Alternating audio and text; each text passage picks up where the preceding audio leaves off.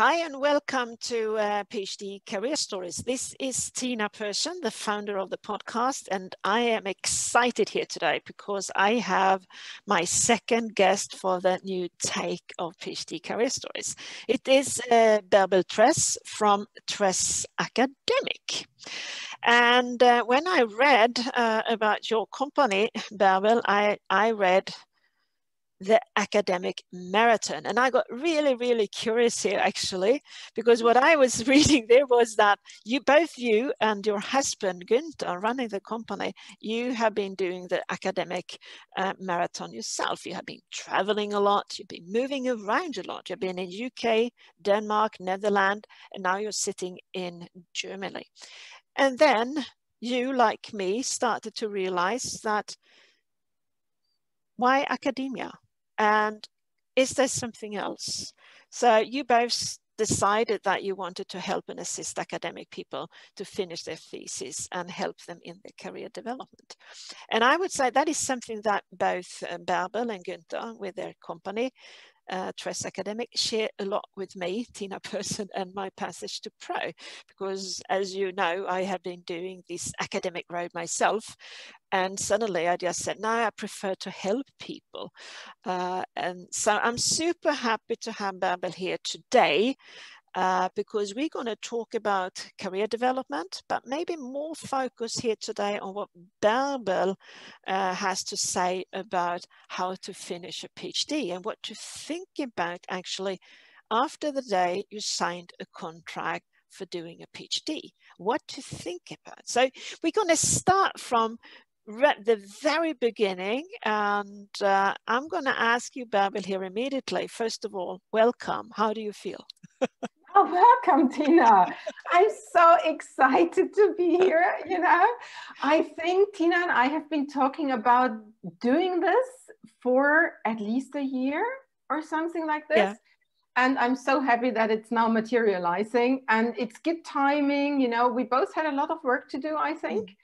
And but we always kept in mind that we still want to talk to each other here on the podcast. And I'm really happy to be here today. Yeah, so am I here. Yeah, we both were kind of interrupted with the corona pandemic. No wonder. Totally true. Yeah. So what's your general feeling here, just to add in a bit about corona? Have you had more PhDs asking for help or less? What's your opinion there? What are you feeling? There were different phases really during the pandemic. Like, I think at the very start, we were all really enthusiastic about, staying at home and doing a bit more writing and things like that. And that kind of ebbed a little bit up during the months then and over the time of last year. And now I'm also hearing PhD candidates talking more about, mental health issues, really not being motivated anymore, finding it really difficult in the isolation of their own apartments. So I think it's about time that things are getting better. And luckily for most European countries, US, Canada, it looks pretty good at the moment. But now we all know, like, other parts of the world are increasingly affected right now. India is a very troublesome place, like, for PhD students right now. So we see this shift, but I think it's been a pretty hard year for most PhD candidates, yes. Yeah, I completely agree with you. I've got questions both on how to finish. I can't be in the lab. I got a stipend. I couldn't go to the States, and etc., etc.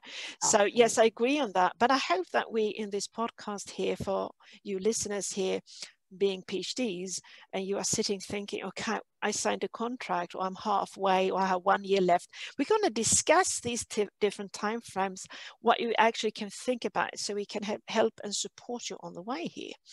So Bärbel, we're going to start with a moment here when you have that excited PhD. They signed a contract. They know they're going to do a PhD, now going to start the work.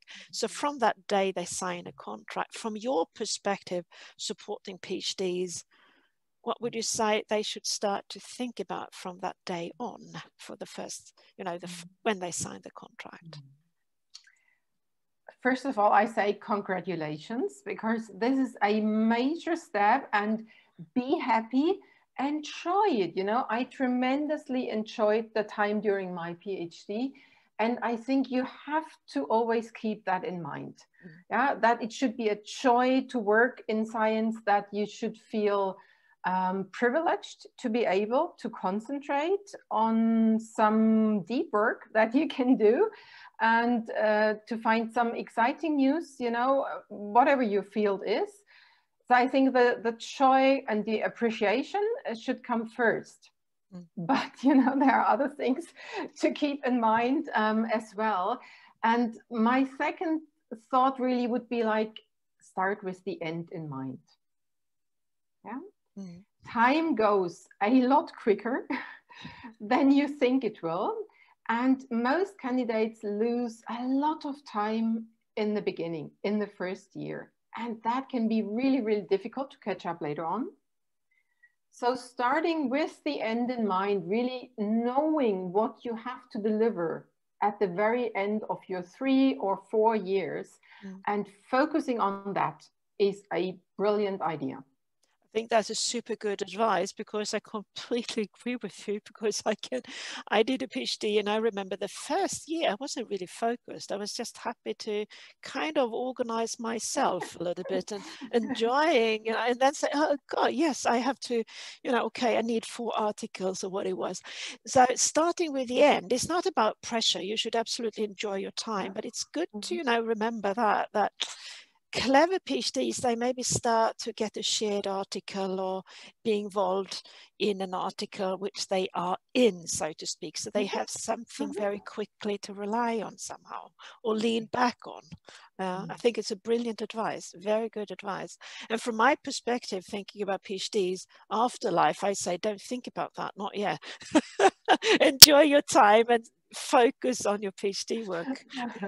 Absolutely. But one advice maybe could be that very early on, bond with your supervisor and bond with people in the group, because that will be super important for you, because they are there to help you, or should be there to help you. Yes. So I think your relationships to your supervisors, usually you do have more than one, is extremely important. And you have to realize that you are 50% of that relationship, right? So I often meet PhD candidates now who think, well, I should wait until my supervisor comes with suggestions, or, well, you know, I'm not in a position yet to make any decisions here, or I can't design my own project, or I can't realize my own ideas in the lab. And that's all a little bit wrong, because I only can encourage you to very, very early on take matters in your own hands and become active. And also, if you can, take the lead on a couple of things that you need to actually complete your PhD successfully in the end. And the relationships to other people are extremely important. Your supervisors above all, because you will rely on them for advice, also for mental help, for support, for motivation, you know, and sometimes just a shoulder you can cry on if things go terribly wrong. And then there's the wider circle of people in your lab, in your work group, in your institute, other PhD candidates. And here again, my advice, you know, don't sit and wait, but become active yourself, introduce yourself, make meetings, get on Zoom right now with them. So you can establish relationships, and they will last a lifetime. I'm not exaggerating, but I am still in contact today with people that I got to know during PhD courses, summer schools, my supervisor. I completely agree.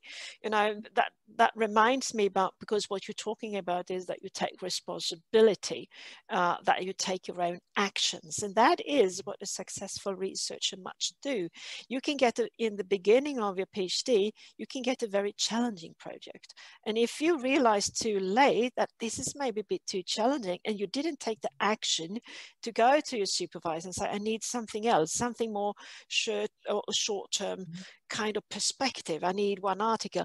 That can be devastating the last year. So I think that's brilliant advice, to take your own action.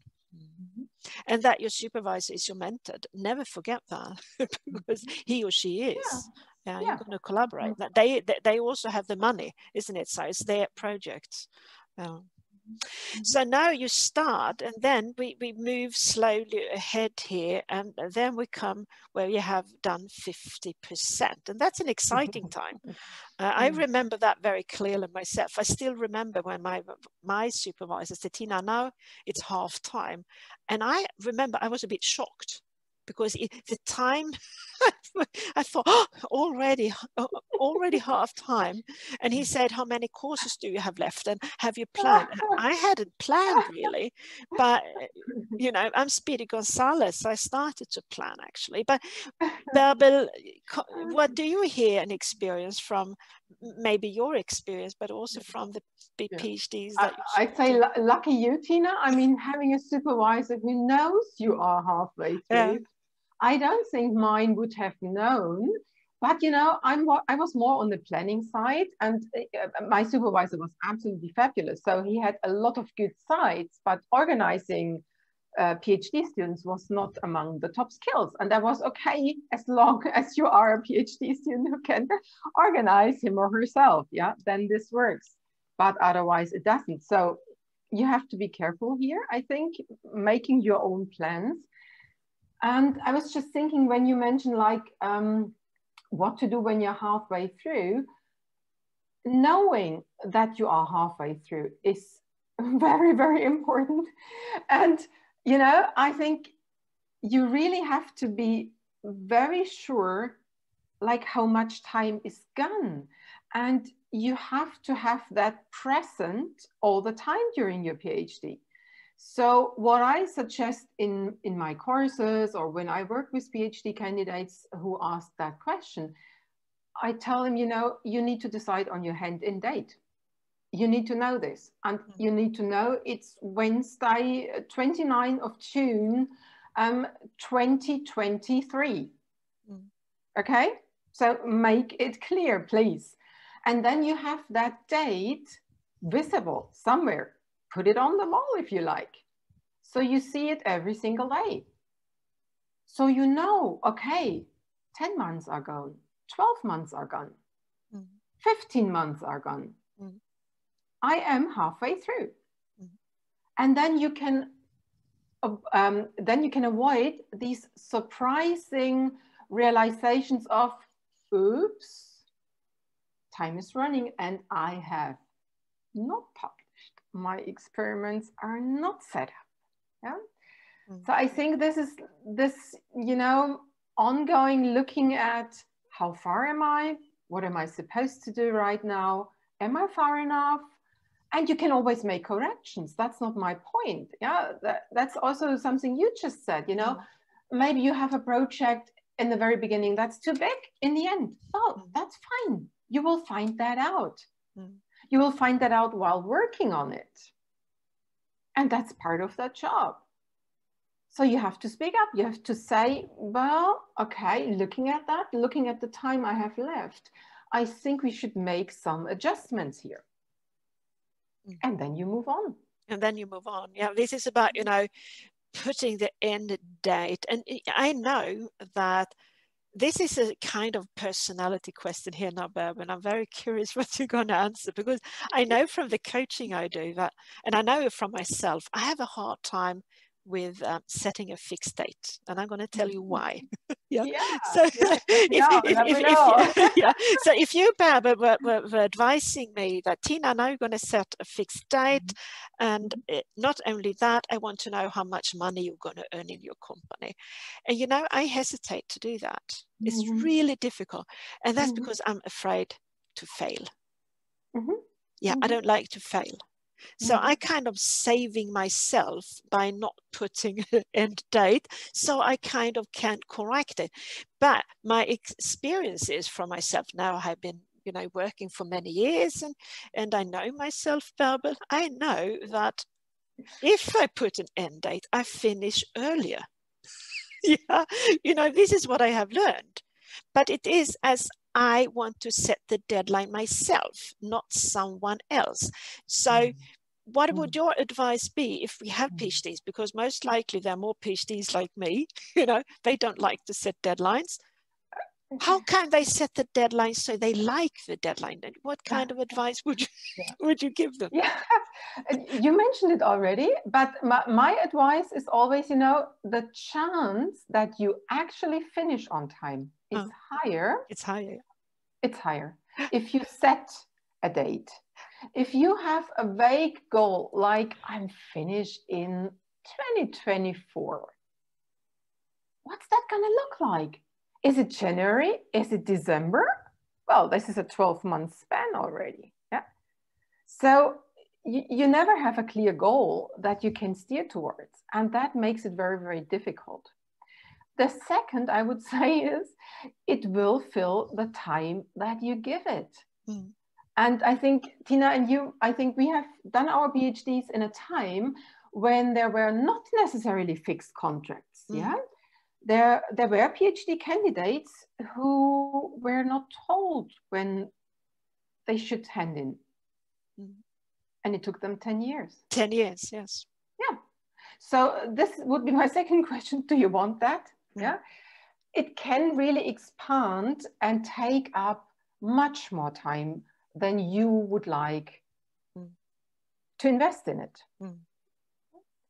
So I think this is really motivating to know. And then maybe you find a good date you like, you know, like your birthday. Hey, come on, I want to finish before I'm 30. So this has to be my 29th birthday, or the birthday of your best friend, or Christmas, or anything that's around that date when you hand in. So you connect it with something positive. I think it's a very good advice, and I connected to what I'm working with, you know, career development after the PhD, and I said, what is your dream? What is your dream job? And it's like, I don't have one. But if you don't have kind of a dream situation, dream job, dream career, then, you know, it's very hard to navigate. Then you're kind of a boat with no steering on an open ocean, and there is no harbor because there is no direction. And I think this direction, what you are talking about, is super important, that you need to set some sort of deadline. And I take it as PhDs are athletes. They are athletes, and they are going for Olympic gold medal. And if you go for an Olympic gold medal, you know you're going to compete on a specific date, and everything is loaded to that kind of day, time, and moment. So it's wonderful. I liked a lot what you were just saying, and I think having this picture of what you're doing afterward, it doesn't have to be very clear at that stage. We're talking now halfway through the PhD, right? But so you have something to look forward to, and also realizing that the PhD is not an end in itself, right? It's the transition to something more exciting and even better. Even better, yes. Even better. Yes, even better. It's PhD is the start of actually a completely new life, because you get a different mindset after these years working. We're going to move on here. We're not going to stay half through. You know, now it starts to burn a bit more, because now we're coming to the last year. Now it's 1 year left. Bärbel, your turn. Yeah. Time for many, I would say, to get a bit nervous, you know, realizing that, do I have everything? Can I do this? Also often that time where people start getting really exhausted, because most PhD candidates work incredibly hard. Not taking all the breaks they probably should, or the holidays they would be entitled to. So maybe for a start, have a look at that. Yeah, how are you doing? Do you need a break? Do you need a holiday maybe before you head into this last round of your PhD? I think would also be a good starting point. And then really getting, giving yourself permission to end, I think is a very important point there. And making sure you enter this last year with the right mindset. Yeah. At the beginning, you know, you are still very open. You're looking for new ideas. You're looking to shape your project and you let it evolve and develop. And that's brilliant. But at some point in time, you have to realize, okay, I've done that now. And it's time to hone in and wrap up. You said wrap up. Yes. Wrap up. Wrapping up. Yeah, the final year is about finishing experiments, rerunning one if it's necessary, do some deeper analysis, publish the last papers, put it all together in your dissertation. Of course, writing is a main focus, but you look more into what do I still need to do to finish, then what could I do? And that's very, very important that you realize that. When you meet PhD students coming to you and they have 1 year left, what is a common situation for them? Why they contact you then? They often, if they come to me in the courses, then it's often really that they have uncertainty. Okay. Yeah, they have doubts, whether it's good enough, whether it's enough at all. Some have problems with their supervisors or PhD advisors. Some have problems with writing. So it's really rather mixed, you know. But it's all the typical problems of PhD candidates really that come up. Yeah. But this is something I have learned, you know, having a challenge with your supervisor, we can leave that, but because that I think is, you know, it's common. It's like having a challenge with your manager. It's a good exercise actually for your future job. But if, yeah, I'm laughing, and we have managers, you know, and I remember one I couldn't agree with. I'm not jumping into that, but let's take the one you have a challenge to write. How, you know, 1 year left and you realize, oh no, I'm going to write a thesis here and I actually have a challenge to write. What can be done, you know, to move forward? It's never too late. So this will be my first message. It's never too late. Yeah, you can always make up, you can save time, you can get better. And also knowing that no one, not a single one of us is born as a good scientific writer. You know, this is simply wrong. And writing is so much a technical skill in science. Yeah, it and is. So little about creativity. We're not novelists. No, we're not. We're not poets. No, we're not. So this is really, especially in the natural sciences, in the humanities, you've got a bit more freedom, of course, to write and to develop your thoughts and your ideas while you're writing. But you can learn that. And I would take up and jump on every chance that you get from your graduate school, from your university, to train your writing skills. Yeah? And there's so many, there's so much advice around now that can help you to move forward. I think that you should look at that. And if it's not the technical issues that you have a problem with, then I think it will be worthwhile looking at your fears and anxieties. You know, is there anything that is holding you back from writing? And then think about what that could be. Is it an odd remark that some of your school teachers made 15 years ago, but that's still stuck in your mind? like you are not good in writing. Yeah? And that will take some work for you to overcome. But all of this can be done. Yeah. So even if you have mental blockades, you can work on that and you can get better. Yeah, and it's interesting you actually say that, because I can share that when I had to start to write my thesis, I remember my professor said that he was worried because my English was not very good. Right. And I had that very general idea, I'm not good in languages, you know, I'm not good in languages. Yeah. And I just had that on my mind all the time. And that actually went back to the fact I had a teacher in school that was laughing at my English mistakes. And she was reading my poem for the whole class. And I was so in shame because there was so much red in it. So it was more red than my text. And that became a complete block. And the interesting with this is that when I explained that for my professor, and I also explained I had dyslexia, he said, I apologize. I'm deeply sorry, Tina. I didn't know. I'm going to help you. But just write, don't care. And then we correct it. And that kind of helped me that I just blurb it out.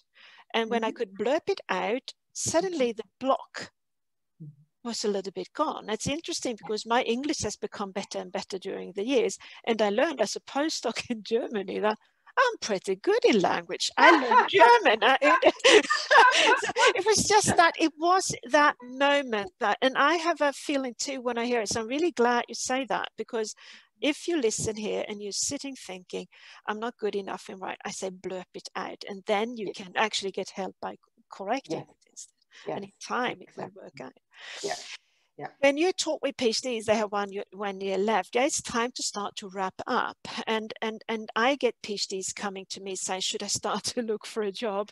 And do you know, well, Bärbel, I say, no, focus on wrapping up. But what you can do is just open a LinkedIn account and connect with people. Yeah, and why not, when you're tired of wrapping up your thesis, you can check on internet what kind of CV templates there are. So it's kind of a more relaxing way. And what I also tell them is that you can start to think about whether you're going to stay in academia or you want to leave, because only knowing that a little bit when it's 1 year left is actually a good step forward. Something more you would like to say, because now I'm going down to 6 months left. What happened now, Bärbel, here? Well, you know, from your side. The wrapping up gets more serious, I'd say. Yeah.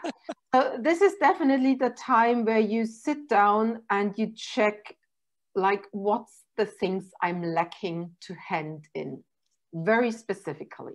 So what is still missing? And you should also develop a little bit tunnel vision at that time, because you will get lots of suggestions from your well-meaning supervisors, colleagues around that are reading, you know, drafts of your manuscript and say, oh, great stuff, you know, I bet you can add this or that here. And this would just take months of work to do for you. And you just have to develop that vision of, that's it. That's it. I can do more exciting work, of course, but I can do this in my first postdoc. Yeah? So there is a life afterwards. And in many cases, it makes a lot more sense to focus on finishing and then really taking those ideas further in another context than actually trying to expand and accept everyone's ideas around you. Yeah, you know, keep the focus. Would you say it's advisable to stop, you know, 6 months before to do experiments, or how long time would you say it takes for them to write a thesis, to wrap it up in general? Well, you know, in our courses, we work with thesis writing in a slightly different way, so that we suggest really you start writing in the first year. In the first year, you start writing when your PhD starts. Yeah, but of course you're not writing the conclusion of your thesis. I'm very aware of that.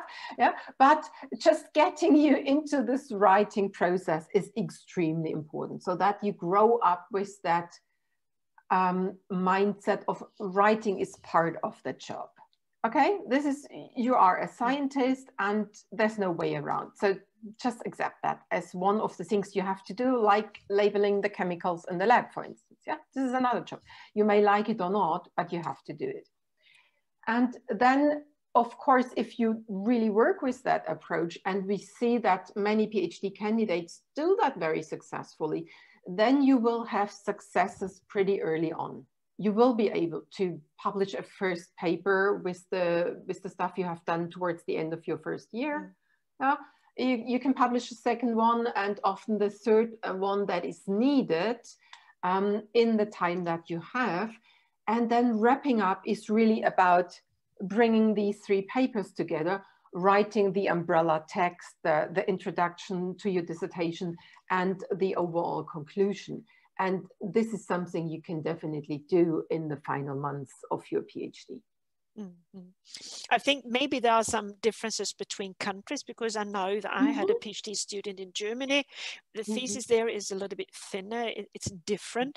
I know in Sweden you have to write a pretty long summary. It could be up to 50, 60 pages. And I have heard different strategies, but one is actually what you are telling here. Supervisors who force their PhDs once a year to wrap up what they did that year. So they write that up, and that takes some time. And the second year they do the same, the third year the same, the fourth year the same. And then actually you have the text, more or less. You got all the feedback. I think that's a very good way of doing it, as you say. Because the risk is, if you don't write anything and you have 6 months left and you're going to write everything, that's too late. You're gonna end up with a nervous breakdown and towards the end, and that's definitely something everyone wants to avoid. No, you can't do that, and definitely not with the published papers that are required now in most dissertations. Then of course this is a no-go strategy. And even if you go for a monograph, or if this is still the thing to do in your field, which is perfectly fine, but then also you just have to get started way earlier than in the last month. Start writing earlier. Absolutely. Start writing very early. Start writing earlier. And I think, it's good, because you can't continue, shall we say that, if you're going to perform an academic career, you're going to write a lot. So let's say that if you don't like writing, that could maybe be an indication. Is that something we could say, if you don't really enjoy the writing process, could be an indication that a non-academic career is favorable? What do you think? I know, I wouldn't take it that far, because my experience really is that everyone can learn it.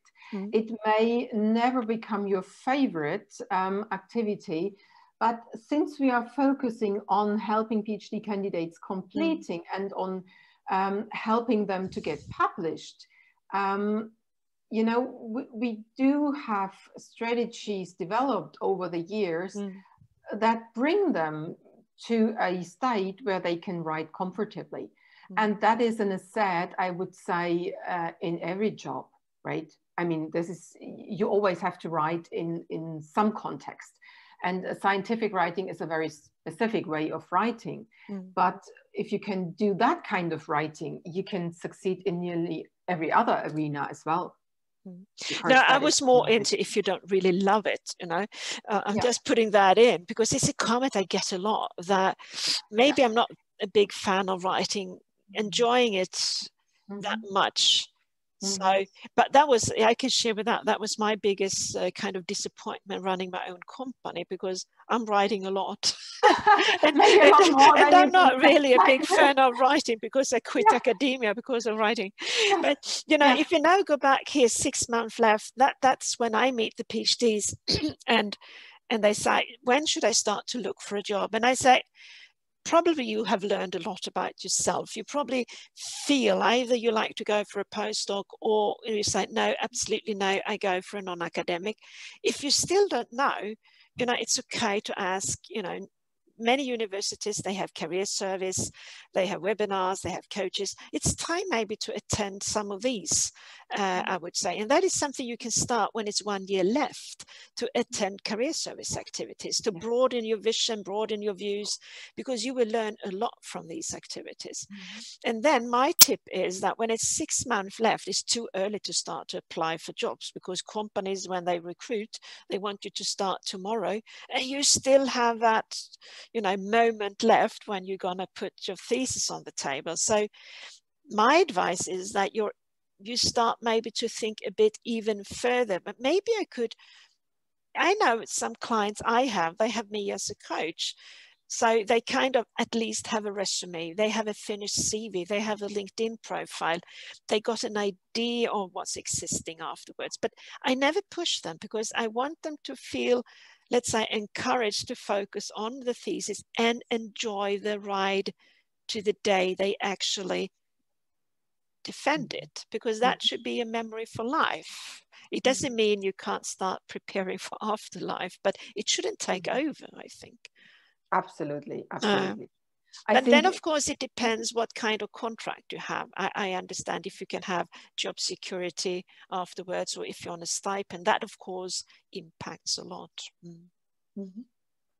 I like a lot what you're saying. So don't put yourself under too much pressure here. What I sometimes experience is that, you know, people block it entirely out. People equals PhD candidates right now. So don't block it entirely out, because I think then you will end up eventually in a situation where you keep it until when your contract has ended. And then you might be in a difficult situation as well. So I think gently, exactly what you suggested, Tina. I mean, look around a little bit, you know, there may be the one or the other job fair. There may be people that, you know, outside work, and you think, what are they actually doing for a living? Look into that and ask yourself whether that might be something for you. Think about your preferences. What do you like doing? What do you not like? What is something you really hate and you would desperately avoid that?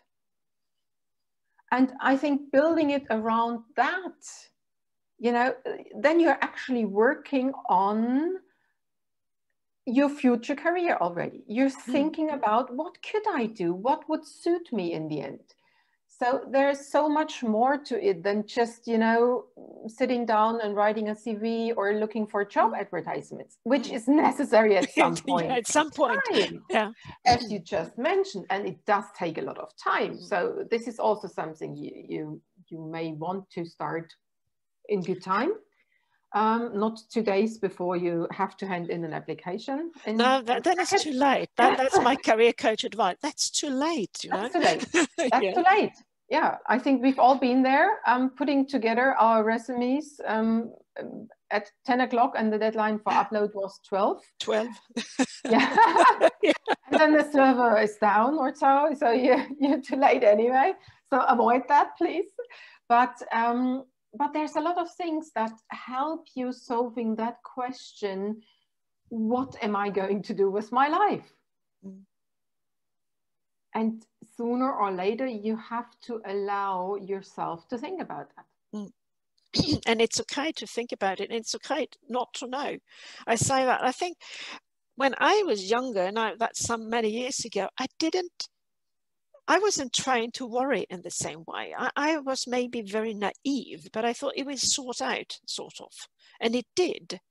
It was after some years when I was unemployed, I remember I started to think much more about it. But when I was a PhD, I thought it will sort out. And I would wish, if I look on many PhDs today, that they could adopt much more that attitude to enjoy the PhD. That they could enjoy the postdoc much more, because it is a very nice time. It is, you can really focus on your science only, and that time kind of never comes back, not even as a PI, which I experienced, you know, because you don't work on science in the same way. You have a completely different focus as a PI, but as a postdoc, 100% focus on it. But now time is running here. 1 month left. Bärbel. 1 month left. I'd say definitely look for jobs now, right? Or am I supposed to focus more on the PhD side? I think you can focus on the PhD here. 1 month left. Because we're focusing so much on the job side now.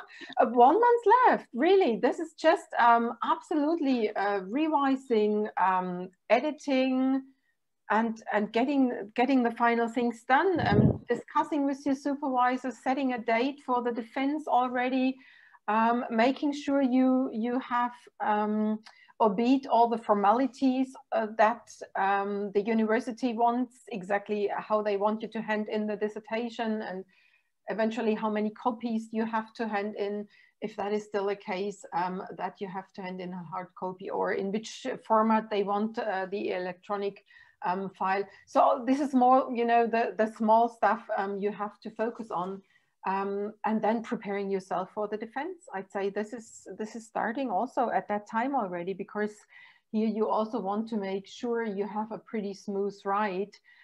Talk to other PhD candidates who recently completed, how the process was for them afterwards, you know, what comments they got from the external assessments or advisors. So just probably a comment on the side, the process after you hand in your dissertation is different at each university. And yeah, it is, yeah. Yeah. So this is why we can't give you any more specific advice here, but you're normally just reading through the regulations, discussing that with your supervisor will definitely give you the orientation that you need here. Yeah, so this is the final... But I thought, you know, they're going to defend, you know, how would you help them to defend? I mean, I guess many PhDs are very nervous for the defense. Yeah. I was. Yeah, you were. So were I, but it was amazing. I mean, I know that defenses are also very, very different. Yes, here, they are. right? They are. And I know that in some countries, at some universities, you have to give the talk, and you have a lively discussion afterwards with the committee and your examiners. But it's more in the type of a friendly conversation. And I recently heard from a Norwegian PhD candidate that it can take up to 4 hours in their department, and that people were fainting during their PhD defense. Yeah, that happened. Yeah, I'm so nervous, so they fainted. Yeah. Yeah. I mean, when I defended in those days, that was in the 90s in Sweden. A defense could take 2 hours, 2-3 hours, and your family were there, you know, and you have a big audience, and so it's pretty nervous, actually. Yeah. And it all depends on, you know, the questions you get.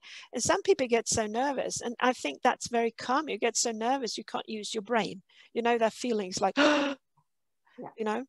And so definitely my suggestion would be attend other people's defenses. Yes, right? Yeah. You normally get permission, or they are public anyway, so that's not an issue, so that you're a little bit familiar with what is coming your way, and then prepare that carefully. And then maybe, I think we can also say that, Tina, I mean, who is failing a defense? Shouldn't fail. I know they shouldn't put you in the position to fail. So then, you know, the university has a responsibility. Yeah. So if you are a deep-hearted scientist and you like probability, I'd say the probability is probably 1 in 100,000. Yeah, something like that. And I think also the defend would be something you should really enjoy, because haven't you planned a party? I know at some universities you have a party afterwards. we had a big party afterwards.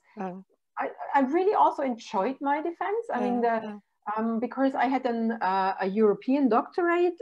My professor from Heidelberg University from Germany was invited, and I defended in Denmark at the University of Roskilde, where I also graduated. And it was fabulous, you know, it was a very nice atmosphere. And I remember, I have to share that story, but my PhD supervisor offered chocolate to the other two in the examination committee. And this was this serious German professor, and he was so irritated about that. And my supervisor, we were always eating chocolate, you know, chocolate was all around in our department. So for him, it was natural to have. It was natural to invite for chocolate, yeah. And to just, you know, offer the people around him. And he was eating away while I was talking. And this is just, you know, one of these hilarious experiences you make. Yeah, it is. And I have heard that the professors sometimes come there, the opponents, we call them, they could also be nervous, I mean, because, you know, they are also evaluated in the process. So the last month, your thesis is handed in, and you should slowly mentally prepare for a defense that you're going to enjoy, and you're going to have a good time. And hopefully you can have a minor party with your friends, or it depends, the size depends on the party. I know in Germany, Yasmin, she had a department for in the coffee room. It was very nice, cozy. Yes. Yeah. So I think now we come to the last day. That's the D-Day, and the D-Day when you stand up in the morning. What should it be the feeling for the PhD? Proud and excited. Proud and excited. Yeah. So I mean, no doubts, you made it. This is really you should have absolutely, you mentioned that they are athletes, they are performers. Yeah, and this is your time, this is your game, you're serving. Now you can show it. And I think that should really be a moment where you are totally proud of what you have achieved and that you came so far, and already, you know, anticipating the feeling of no one can ever take that away from me. Now this is, you have got your title, and no one can take that away from you. So that was that road. Wow. Thank you, Bärbel. Thanks for all your tips and tricks and sharing your story. But I agree with you. It's a wonderful road to have done. I still remember it myself. Wonderful. And the people I remember as well from that days, because they are friends for life. Yes. So Bärbel, it has been absolutely pleasure to have you here. Is that, you know, I'm going to ask you something, final tips now for what to think about when you're going to start your PhD journey, beginning to end. What could be, you know, 3 to 4 or 5 tips that you give PhDs listening here today? Who are just starting out? Yeah, we're just starting out. Yeah. So really what we said in the beginning, I think are still my top 1 and 2, enjoy. Yeah. Number 2, keep the end in mind. So you have to be absolutely sure you know what you are up to. I say that for a reason, because many PhD candidates struggle with that. So define your objectives early on. Yeah, that would be my number 3. That you don't think, oh, I'll see how it goes, and you know, eventually I'll find out what I do. Finding out what you're going to do is hard work and is part of your job. And before you have solved that question, you shouldn't do any work in terms of experiments or data gathering or anything. Yeah. So number 3 is like defining your objectives. 4, start writing. Yeah. So starting to write early on when you embark on the journey of your PhD can mean summarizing a few ideas of a paper that you just read. That's a great way to start. Yeah. Setting up your reference manager and store your comments there is writing. Yeah. So this is just a very, very easy way to get started. And number 5, work on the relationship with your supervisors so that you can have a good relationship. There will be ups and downs, but that you know, this is something like when you have a friend or an acquaintance, like you have to do the legwork here too. You make sure you call them, you make arrangements, you ask for meetings, you speak up about things that you don't like. Yeah, that you make sure you have a smooth ride together with them. Yeah, until the end. That's till the end. So I just wrap up what Bärbel say for all of you that listen here. When you start to think the other way around, the end of your thesis, what you want to achieve. Build up a relationship with your PI. Start writing early. You will get that back and enjoy the ride. Yeah, and I think that's wonderful tips from Bärbel. And I say as a career coach, don't start too early to think about afterlife. It's good enough to start to do that by joining some workshops, career fairs, and then when there's 6 months left, you start to focus a little bit on it if you can. Otherwise, I completely agree with Bärbel. Enjoy the ride because the time doesn't come back. So that was all from PhD Career Stories and Tina Persson here reporting. And I say thank you for listening, and we are back soon. Have a nice day.